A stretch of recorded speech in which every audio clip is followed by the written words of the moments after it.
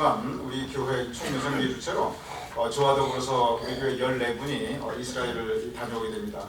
사실 저로서는 개인적으로 평생 처음 가는 이스라엘 예수님의 발자취고 또 제가 항상 가고 싶어 했던 그러한 곳입니다. 그런데 제 마음이 기쁘거나 막 들떠 있는 게 아니라 상당히 무겁습니다. 왜냐하면 이번 주 22일 날 우리 교회 이제 이 건축 관계 가장 마지막 단계인 공청회 히어링이 준비되어 있고 그 일을 위해 여러분들이 수고하고 계신데 이런 일을 앞두고 제가 떠난다는 것이 이 발걸음도 떨어지지 않고 이 마음도 무겁습니다. 그렇지만 우리 교회 14분과 더불어 좋은 또 은혜로운 또 하나님 그 은총을 더 가까이 접할 수 있는 이 기회가 될 것을 여러분 기억해 주시고 또 기도해 주시기 바랍니다. 제가 없는 동안 이 8번에 보면 강단 계획이 남아 있습니다. 이번 수요 예배 그리고 토 예배 안진찬 목사님이 인도하시게 되는데 여러분 가운데 아니 이분은 지금 과테말라에 있어야 될 분이 어떻게 여기 계신가? 참 여호와 이레입니다. 하나님께서 이걸 아셨는지 우리 안진찬 목사님이 의도적으로 한 것도 아닌데 이게 우연의 일치로 어저께 오셔가지고 제가 없는 2주 동안 여기 계신다. 잠깐 일해 주시기 바랍니다. 환영해 주시기 바랍니다.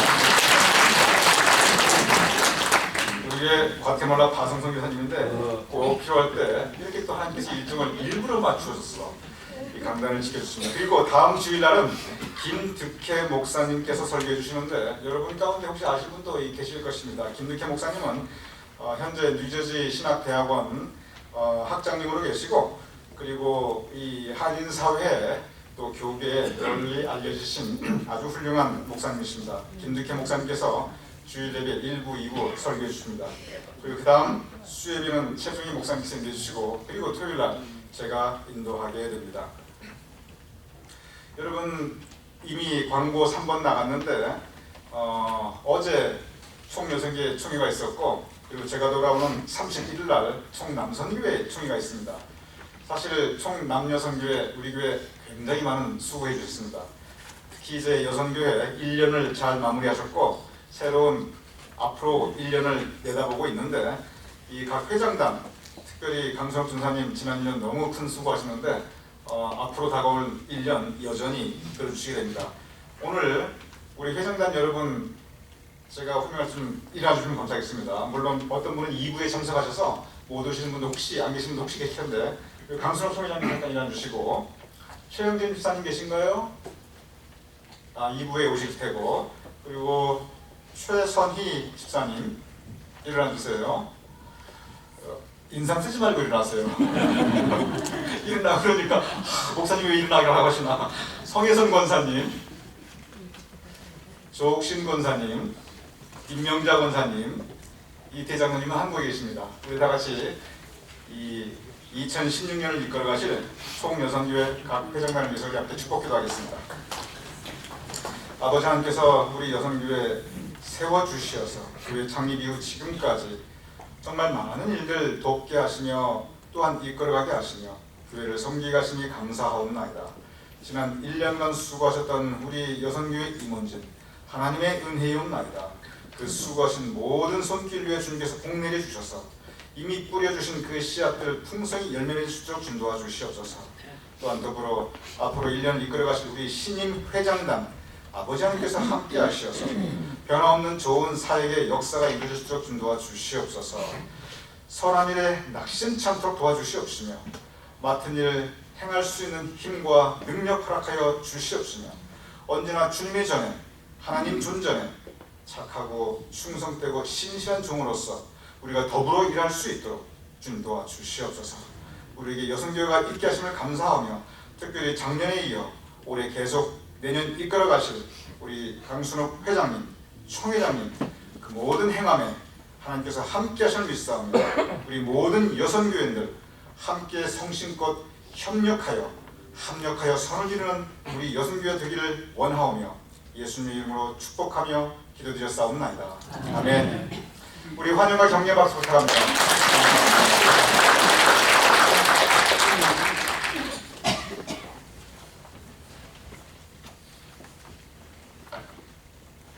오늘 여러분과 함께한 첫 번째 본 말씀 빌립보서는 기쁨의 메시지로 충만합니다. 그런데 사도 바울이 이 빌립보서를 썼을 그 상황을 생각하면 기쁨과는 그리고 감사와는 전혀 거리가 먼 그러한 상황이었습니다. 빌립보서를 썼을 때 사도 바울은 감옥에 갇혀 있을 상태입니다. 자유가 없었고 탄압받았고 핍박받았고 자신의 모든 꿈이 무너진 상황에서 그는 이 빌립보서를 쓰고 있습니다. 또한 이때는 이미 사도 바울이 이제 나에게 죽음이 얼마 멀지 않았구나. 내 인생에서 이제 선교 사역도 이제 종지부를 찍어야 되고 나의 삶이 이제 끝나는구나. 어느 정도 예견할 수 있었던 상태였습니다. 사도 바울은 감옥에서 지난 삶을 돌아보게 됩니다. 기뻤던 일, 슬펐던 일, 안타까웠던 일, 보람있던 일, 고통스러웠던 일, 행복했던 일, 후회스러운 일, 그러나 하나님 앞에 너무 감사한 일, 이런 많은 일들이 파노라마처럼 그의 뇌리에 스쳐 지나갔을 것입니다. 사도 바울은 특별히 그가 세웠던 유럽 최초의 교회 빌립보 교회를 기억하였습니다. 빌립보 교회는 사도 바울이 세웠던 그 많은 교회 가운데 참으로 사도 바울을 사랑하였던 교회였습니다. 또한 빌립보 교회를 사도 바울도 사랑하였습니다. 그래서 사도 바울은 그러한 이에 자신의 삶의 황혼기에 저물어가는, 그리고 무엇보다 가장 힘들고 가장 고통스러웠고 자신의 모든 소망과 꿈이 무너져 내리는 바로 그 시점에 사도 바울은 자신의 삶을 되돌아보며 사랑하였던 빌립보 교인에게 감사의 편지 그리고 소망의 메시지를 전해주고 있는 것입니다. 오늘 본문의 배경, 사도 바울이 가장 힘들고 가장 고통스러웠을 때입니다. 그러나 가장 풍성한 마음, 가장 감사한 마음, 그리고 가장 기쁨이 가득 찬 마음으로 아름다운 편지, 아름다운 메시지를 전해주고 있습니다. 오늘 본문 4장 4절 이렇게 기록되어 있습니다. 주 안에서 항상 기뻐하라. 내가 다시 말하노니 기뻐하라. 주 안에서 항상 기뻐하라.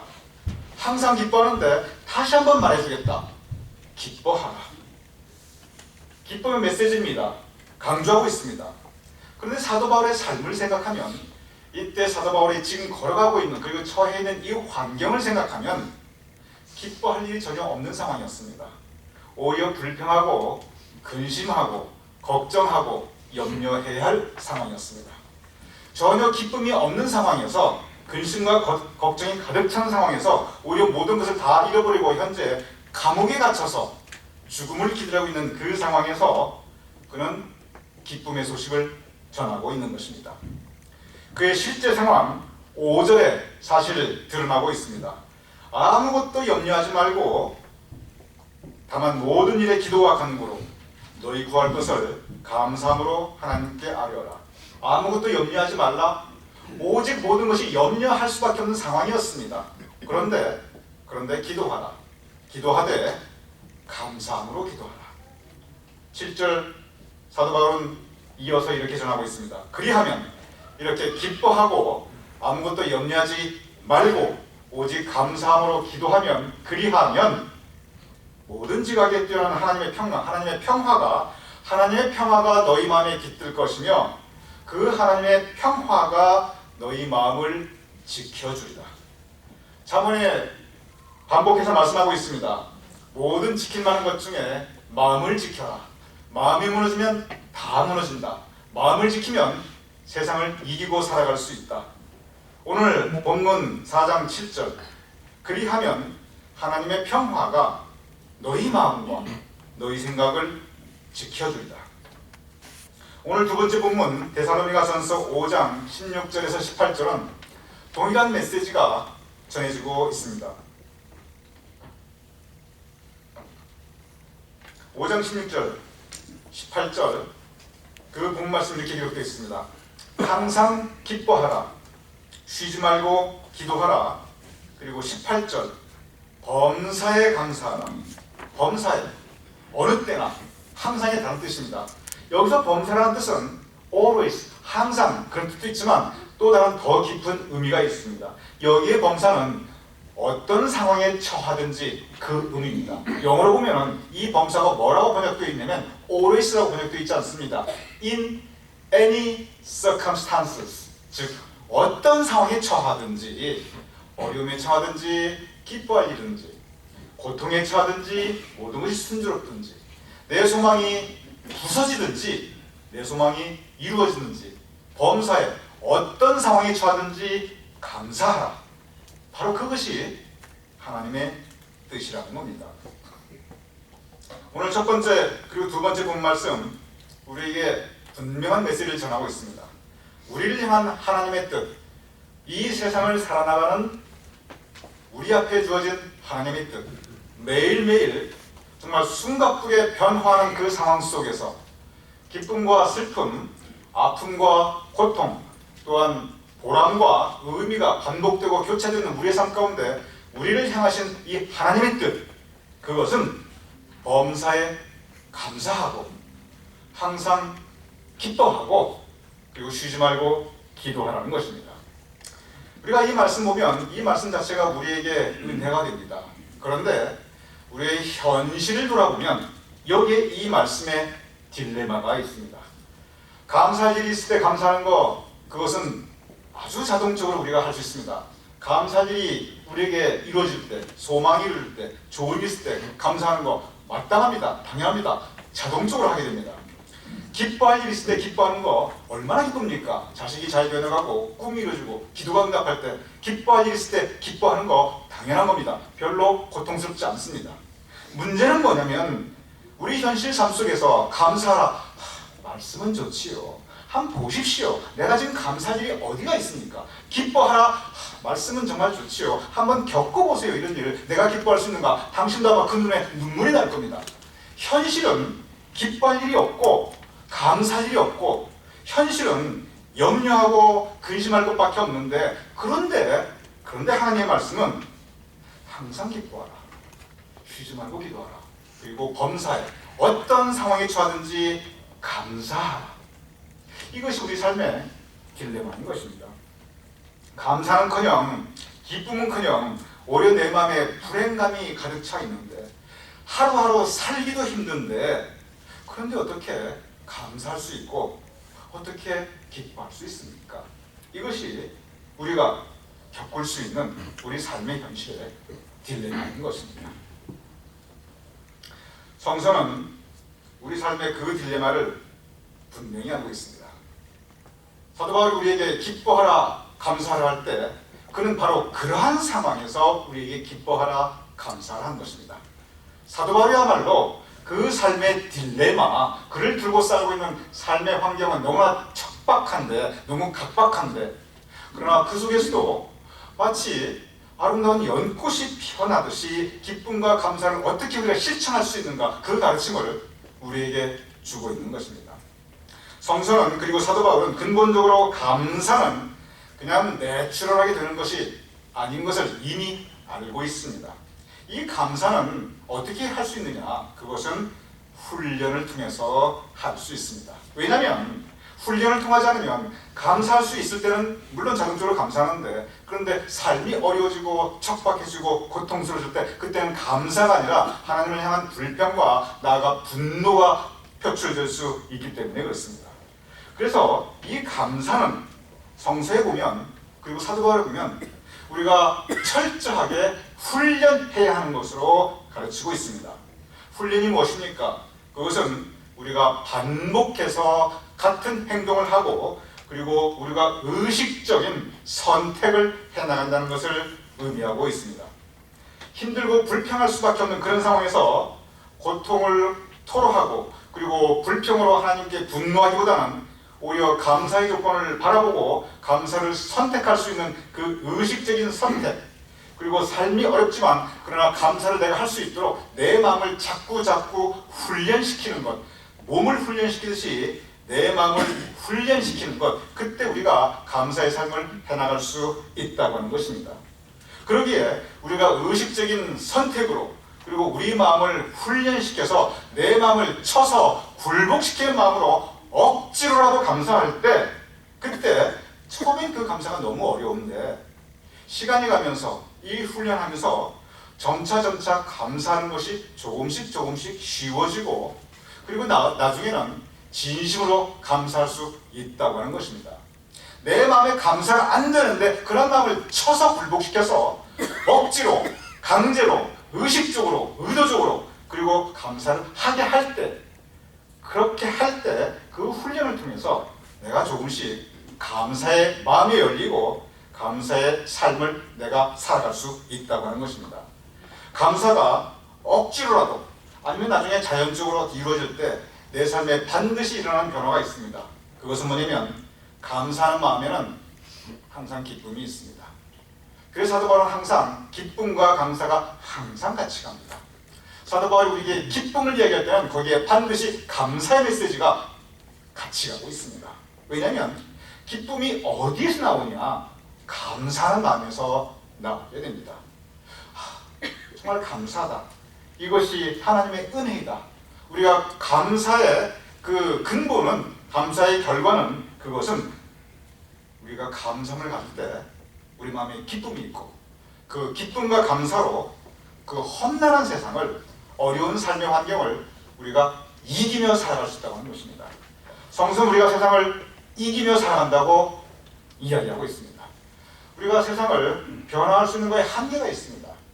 세상이 내 뜻대로, 내 소망대로, 내가 원하는 대로 이루어지고 나에게 협력해주면 얼마나 세상 사는 게 쉽고 이 세상이 얼마나 만족스럽겠습니까? 세상은 그렇지 않습니다. 그러기에 성경은 우리가 세상을 이기며 살아가라 라고 기록하고 있습니다. 세상을 이기며 살 수 있는 힘, 가장 큰 힘 중에 두 가지는 바로 감사와 그 감사에 대한 기쁨입니다. 그러면 이 감사의 훈련, 어떻게 우리가 우리 삶 가운데 감사의 훈련을 해나갈 수 있는 것인가? 몇 가지 감사 훈련의 방법들이 있습니다. 제가 우리 이 영성 훈련 팀과 영성 속을 훈련할 때 이 감사 훈련에 대해서 아주 제가 여러 차례에 걸쳐서 우리가 함께 실제 반복하며 실제 해봤습니다. 근데 감사 훈련에서 가장 쉽고 그리고 가장 효과적인 방법이 하나 있습니다. 여러분, 훈련은 아주 구체적인 방법입니다. 여러분, 군대에서 훈련 그러면 자 합시다, 나가자, 싸우자, 그거 아닙니다. 매뉴얼이 있어요. 뭐는 어떻게 하고 뭐는 어떻게 한다. 훈련 매뉴얼이 있습니다. 그걸 그대로 반복할 때 하고 또 할 때 비로소 그게 가능합니다. 군대에서 왜 훈련하느냐? 여러분, 전시 상황 때문에 그렇습니다. 그런데 생각해 보십시오. 대한민국에 전쟁이 일어난다. 항상 전쟁이 위협이 있죠. 하지만 전쟁이 일어난 거 60년 전이고 앞으로 또 언제 전쟁은 그동안 없었어요. 국지는 뭐 조금만 있었지만. 그러나 문제는 뭐냐면 일어날 수가 있기 때문에 훈련하는 겁니다. 감사훈련도 마찬가지입니다.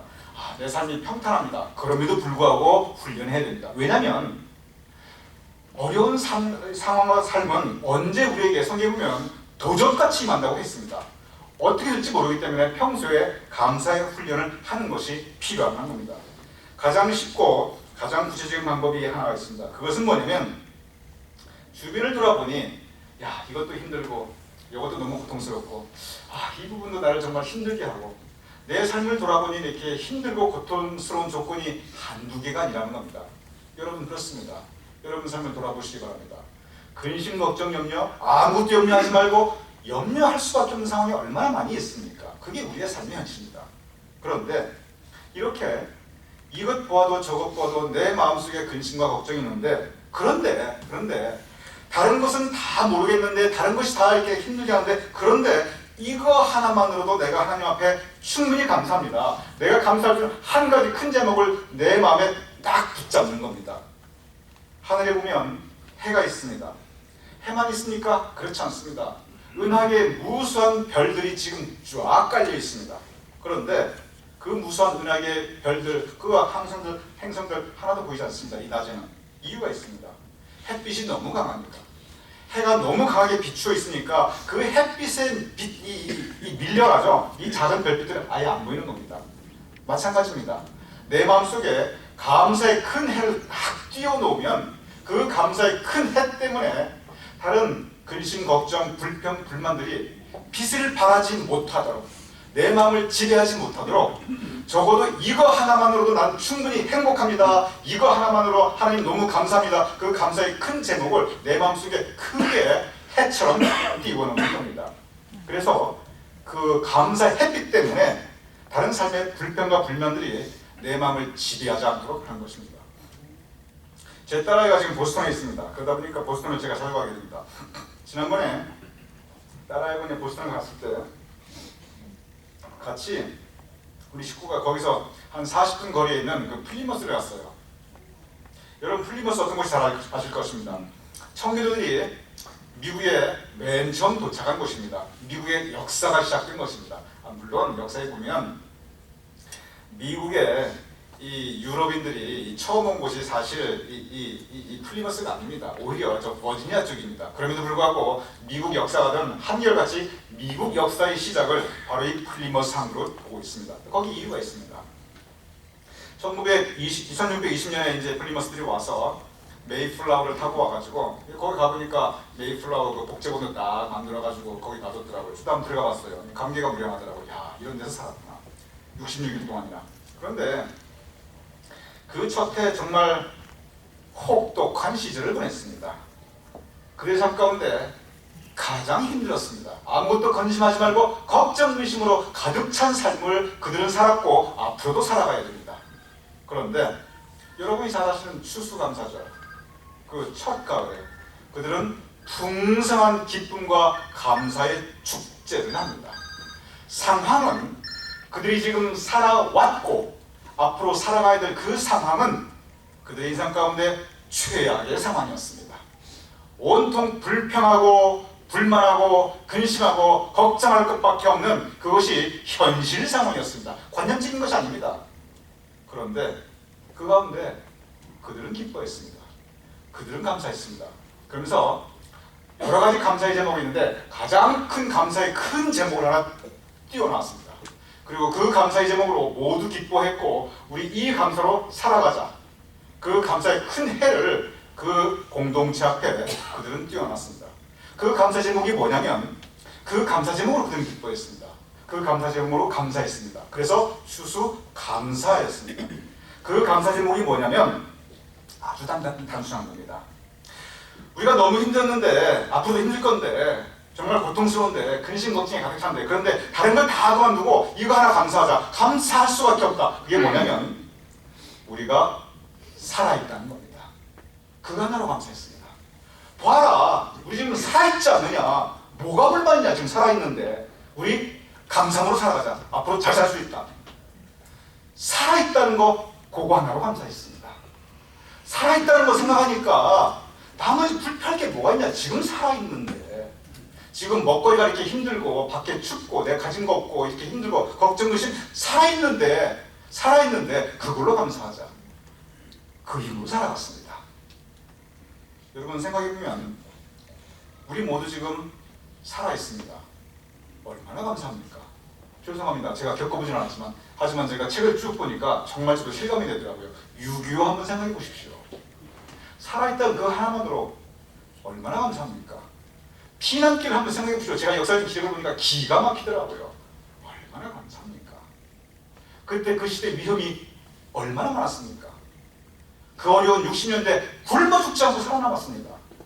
살아있다는 거 여러분 이 자체로 우리가 엄청나게 감사한 일입니다. 그거 하나 생각하면 다른 불평, 불만 어쩌면 다 지금 하늘에 떠있는 그 감사기가 크게 떠있으면 작은 불평, 불만들이 빛을 발하지 못하게 해야 합니다. 이것이 바로 의도적인 선택입니다. 내 마음에 불평, 불만이 빛을 발하고 내 마음을 지배하는 거 그렇게 되어 있습니다. 밭을 가만히 놔두면 잡초가 무성하게 솟아나게 되어 있습니다. 그런데 의도적으로 그 불평, 불만이 빛을 발하지 못하게 하고 내 마음을 지배하지 못하게 하는 거, 잡초가 생길 때 뽑아내는 거, 그 의도적인 선택, 노력, 그것이 바로 감사의 훈련입니다. 그런데 생각해 보십시오. 살아있다고 감사하지만 그것만 감사합니까? 다른 감사 제목도 생각해 보십시오. 감사의 제목, 내 삶 가운데 다른 건 몰라도 이거 하나 정말 감사하다. 분명히 있습니다. 여러분 가족이 있다는 게 얼마나 감사합니까? 다른 건 몰라도 나에게 가족이 있다. 그거 하나만으로도 충분히 감사합니다. 내가 가진 것 없다? 가족이 있는데 이 세상이라는 게 행복이라는 게 내가 원하는 게 이루어진다면 내가 바라는 게 내가 가진다면 그러면 내가 행복하리라. 많은 사람들은 그렇게 생각합니다. 내가 소망하고 있는데 이것만 이루어지면 내가 감사하리라. 내 사업에서 내가 바라고 있는데 이것만 이루어지면 내가 감사하리라. 저 사람의 마음만 얻을 수 있으면 내가 감사하리라. 우리가 많은 것, 내가 가질 수 있으면, 얻을 수 있으면, 이룰 수 있으면 감사하리라. 생각해 보십시오. 우리가 살아가면서 노력한다고 이룰 수 있는 게 몇 가지나 됩니까? 바란다고 이루어지는 게 얼마나 됩니까? 소망한다고 내가 가질 수 있는 게 몇 가지나 됩니까? 우리가 소망하는 것이 이루어질 때 행복하다, 원하는 걸 내가 가질 수 있는 게 행복하다, 그렇게 우리가 행복과 기쁨과 감사를 거기서 찾으려고 한다면 우리 삶은 언제나 불행할 수밖에 없습니다. 왜냐하면 인생은 많은 경우 원하는 것이 이루어지는 것보다 이루어지지 않는 것이 의외로 훨씬 더 많이 있습니다. 의도적인 노력은 감사의 제목, 내가 이미 가지고 있는 것, 내가 이미 가지고 있는 것에서 이거 하나만 내가 충분히 감사하다, 그것을 의도적으로 내가 붙잡고 그 감사해를 띄워 올리는 것입니다. 생각해 보십시오. 한 가지밖에 없겠습니까? 아닙니다. 여러분 건데 충분히 두 가지 찾을 수 있습니다. 이거 하나만 내가 충분히 감사하다, 세 가지, 가만히 생각해 보십시오. 다섯 가지도 찾을 수 있습니다. 10가지도 찾을 수가 있습니다. 1000가지 감사라는 책이 있습니다. 거기 보면 감사할 제목 1000가지를 찾는데 하늘에 1000가지 감사의 제목을 띄워 올려놓으니까 다른 것들이 어떻게 비를 발하겠습니까? 의도적인 노력, 의도적인 선택, 그것이 바로 감사의 훈련입니다. 여러분, 그 반대의 것도 충분히 가능합니다. 그것은 뭐냐면, 그 반대의 것은 우리가 우리 마음속에 감사의 해를 띄워 놓지 않으면 그 감사의 빛이 없기 때문에 그때부터 불평의 해가 뜨기 시작합니다. 불만의 해가 뜨기 시작합니다. 이루지 못한 꿈에 대한 그 쓰라림의 해가 뜨게 됩니다. 그 해들이 뜨면 감사가 빛을 발하지 못합니다. 내 마음은 어두워지게 됩니다. 그리고 내 마음은 불행해지게 됩니다. 나의 의도적인 선택입니다. 감사훈련, 여러분의 삶을 돌아보시기 바랍니다. 이거 하나만으로 난 충분히 행복하다 찾아보시기 바랍니다. 살아있다는 것, 가족이 있다는 것 얼마든지 많이 있습니다. 훈련하시기 바랍니다. 오늘 두 번째 본문 다시 읽어보겠습니다. 5장 18절, 데살로니가 전서 5장 18절. 범사에 감사하라. 이것이 그리스도 예수 안에서 너희를 향하신 하나님의 뜻입니다. 물론 우리 삶 가운데 아무리 감사하려고 해도 여전히 남아있는 근심과 걱정과 염려가 있습니다. 그러기에 이 부분들을 하나님께 감사함으로, 간구함으로 하나님께 알려고 말씀하였던 것입니다. 사도 바울, 그는 그의 삶 가운데 감사함으로 하나님께 아뢰었습니다. 기도하고 또 기도하였습니다. 사도 바울이 바라던 마지막 소원이 있었습니다. 그 소원은 뭐냐면, 내가 스페인에 가서 땅끝까지 가서 복음을 전파하리라. 그때 당시는 스페인을 땅끝으로 생각하였습니다. 그래서 그는 항상 로마를 거쳐서 스페인으로 가고자 하였습니다. 로마를 가긴 갔는데 근데 전도자로 간 게 아니라 죄수의 몸으로 갔습니다. 로마에 가서 전도하고 싶어 했는데 전도는 그냥 감옥에 갇혔습니다. 스페인 끝까지 못 갔습니다. 사도 바울은 생각해 봅니다. 왜 내 꿈이 이루어지지 않을까? 왜 내 기도가 응답하지 않을까? 쉬지 말고 기도했는데 그러면 이루어졌어야 되는데, 로마에 왔는데 전도는 못하고 난 지금 감옥에 갇혀있고, 스페인은 내 평생 앞으로 갈 일이 묘연한데 나는 곧 죽게 생겼구나. 사도 바울은 생각해 봅니다. 원망도 해봅니다. 왜 내 삶 속에 이런 시련이 겪게 되나? 그런데 사도 바울이 이게 길이 막히니까 거기서 다른 것을 하게 됩니다. 그것을 다른 것을 하게 뭐냐면, 그는 전도를 할 수 없었으니까, 감옥에 갇혔으니까 거기에서 책을 쓰기 시작합니다. 그래서 나온 것이 에베소서, 빌립보서, 골로새서, 빌레몬서, 디모데전후서, 디도서, 이런 7권의 책들을 쭉 쓰게 됩니다. 그게 다 뭐냐면 주옥 같은 우리 신약 성서의 책들이고, 거기에 우리가 믿고 살아가야 될 깊은 교훈의 가르침들이 있습니다. 적어도 바울 서신의 반 정도가 감옥에서 쓰여졌습니다. 신약 성서를 여기서 완성하였다고 말해도 과언이 아닙니다. 사도 바울은 자신의 꿈이 있었습니다. 자신의 계획이 있었습니다. 그것을 위해 기도하였습니다. 노력하였습니다. 그런데 하나님께서는 막으셨습니다. 이루어지지 않으셨습니다. 사도 바울은 고민합니다. 나를 향한 하나님의 뜻이 무엇일까? 왜 나에게 이런 고통을 주시고 왜 내 꿈을 부숴버리고 이렇게 나의 앞길을 막으실까? 그런데 하나님께서는 다른 방법으로 사도 바울을 사용하시게 됩니다. 바로 거기에 하나님의 뜻이 있었습니다. 하나님께서는 사도 바울을 로마에서 적극적으로 전도하지 못하게 했고, 그리고 스페인으로 보내지 않았지만 바로 그 고통의 시간 가운데 사도 바울을 통해서 신약 성서를 완성하게 하였습니다. 책을 쓰게 함으로 인해서 우리가 믿고 따를 수 있는 교훈의 가르침을 주었고, 그리고 신학을 그는 완성하게 되었습니다. 로마서 8장 28절에 사도 바울은 이렇게 말합니다. 우리가 알거니와 하나님을 사랑하는 자 곧 그의 뜻대로 부르심을 입은 자들에게는 모든 것이 합력하여 선을 이룹니다. 여기서 모든 것이 합력하여 선을 이룹니다. 사도 바울은 그의 삶 가운데 이런저런 고통, 이루어지지 않은 기도들이 있는데 이러한 것들조차, 이런 것들이 합력, 다 합해져 가지고 하나님의 선한 뜻을 이루시는구나. 이 모든 것에서는 하나님께서 허락하신 감사와 기쁨의 제목도 있습니다. 그러나 이 모든 것에서는 어려움과 고통과 슬픔의 시간도 있습니다. 모든 것이 합력하여 예수 그리스도 안에서는 그 모든 것들이 다 하나님께서 합쳐서 근본적으로 결과적으로 선을 이루는다. 하나님의 선한 뜻, 사도 바울 당대에는 이루어지지 않았습니다. 그러나 그 이후에 우리가 지금 그 열매를 받고 있는 것입니다. 우리는 지금 우리가 심지 않은 열매, 그 열매를 우리가 지금 그 혜택을 보고 있는 것입니다. 왜냐하면 모든 것을 합력하여 선을 이루는 하나님의 뜻이 있었기 때문에 그렇습니다. 감사의 훈련, 우리는 감사해야 됩니다. 범사에 감사해야 됩니다. 근심과 걱정, 감사함으로 하나님께 간구해야 됩니다. 그럴 때 하나님을 사랑하는 자, 곧 그의 뜻대로 부르시는 입은 자들, 우리 모두에게는 모든 것이 합력하여 선을 이루느니라.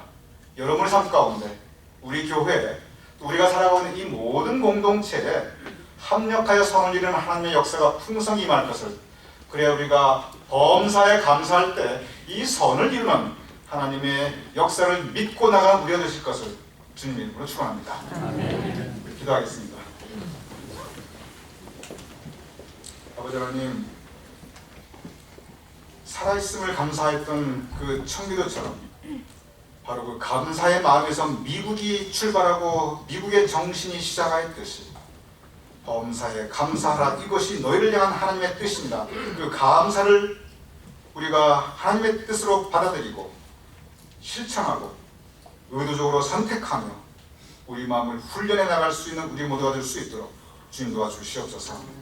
그래, 우리 삶 가운데 풍성하게 베풀어 주신 하나님의 감사를 우리가 바라볼 수 있고 고백할 수 있고 체험함으로 말미암아 우리 삶 가운데 기쁨이 있을 수 있도록, 또한 모든 것이 합력하여 선을 이룰 수 있도록 주님 도와주시옵소서. 예수님 이름으로 기도드렸사옵나이다.